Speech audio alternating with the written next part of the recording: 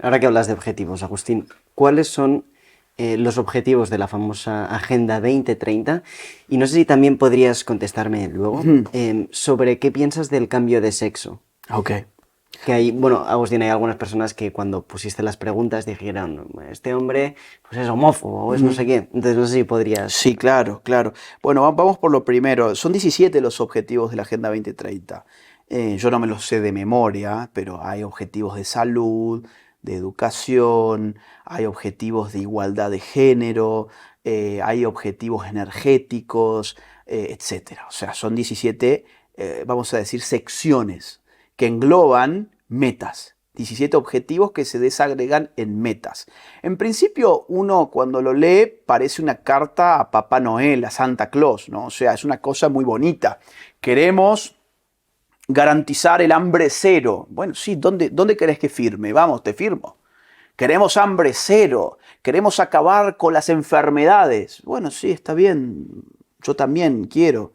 El problema es cómo. El problema es cómo.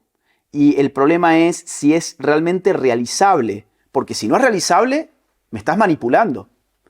Si lo que me estás diciendo es simplemente una expresión de deseos y a través de esa expresión de deseos estás insumiendo una cantidad enorme de recursos, pues entonces eso es una estafa.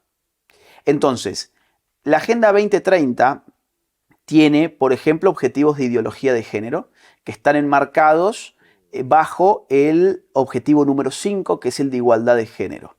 Pero en ese objetivo que parece enfocado a la mujer, hay una trampa, que es que la mujer está categorizada en función del género, no del sexo. Y ya sabemos que cuanto más avanza la ideología de género, el género se desacopla del sexo. El género pasa a ser una construcción ni siquiera cultural, sino autoperceptual, autoperceptiva. Yo determino mi género. Pues fíjate que esto del género ha tenido una, y conecto ambas cosas, ¿no? Ha tenido una evolución muy interesante. La cuestión esta del género fue incorporada por Naciones Unidas en el año 95, en la Conferencia de la Mujer de Beijing. Allí cuando se preguntó, oigan, ¿y qué es el género? No, el género es un sinónimo del sexo, dijeron. Es el sexo, pero bueno, se contemplan aspectos culturales vinculados a la sexualidad de la mujer. Bueno, hasta ahí no había mayor problema. Es evidente que la sexualidad humana no solamente implica una realidad de tipo material biológica, sino también cultural. Eso es evidente. Por eso las culturas van variando, por ejemplo, ritos, formas de gesticular, formas de andar, posturas, ropajes, vestimentas, ritos de cortejo. Claro, o sea, claro que hay variabilidad cultural en el ser humano. Si le quieren llamar esa variabilidad cultural del ser humano en materia sexual, en principio no habría ningún problema. Ahora, el paso subsiguiente fue decir que el género tenía primacía por sobre el sexo, que lo que realmente importaba no era el sexo, sino que era el género. Pero ese género se advertía como opresión en la medida en que no era elegido. Por lo tanto, ¿qué había que hacer con el género? Había que deconstruirlo. Había que atacar esas imposiciones que eran releídas como patriarcales, heteronormativas, falocéntricas. Entonces tenemos que atacar ideológicamente eso que llamamos género, para demostrar que todo esto es una ficción.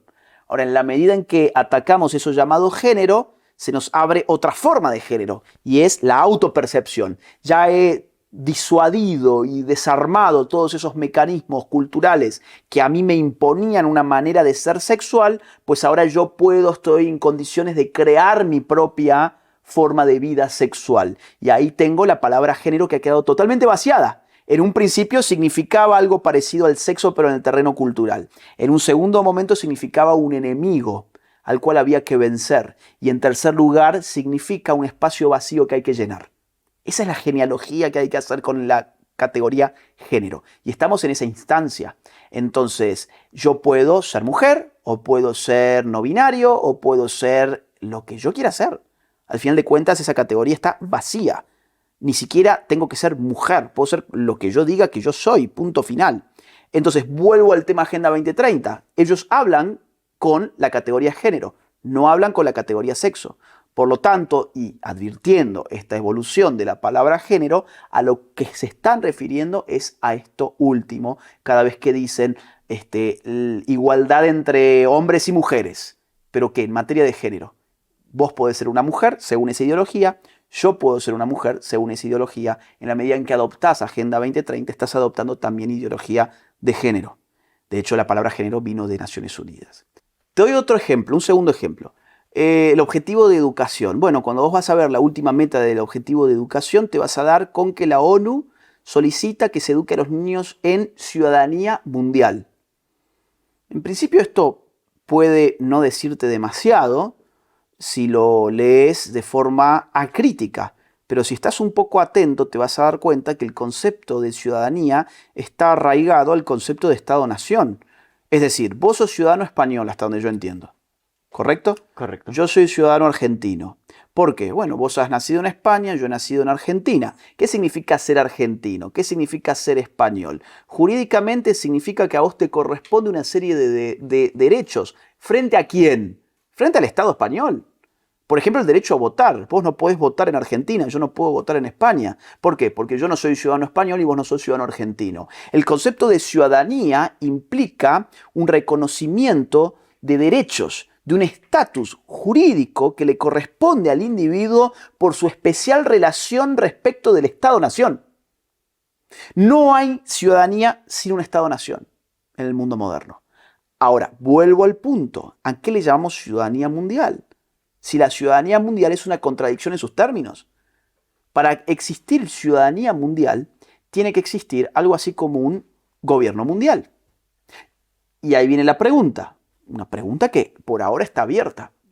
¿No será acaso que la Agenda 2030 implica en verdad una presión política para ir configurando algo parecido a un gobierno mundial?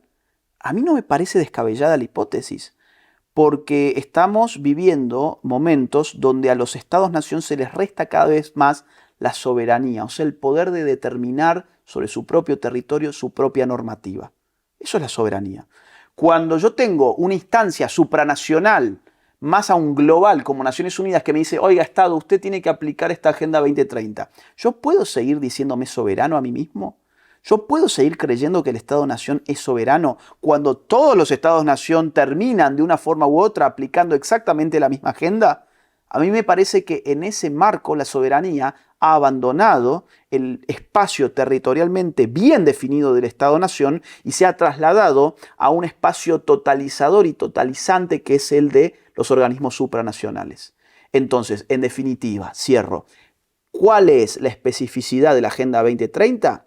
Es la de aquella que procura restar soberanía en orden a configurar políticamente al mundo de una manera totalmente distinta a la que hemos vivido hasta hoy. Si estás escuchando a la de tres, es gracias al apoyo de nuestros suscriptores.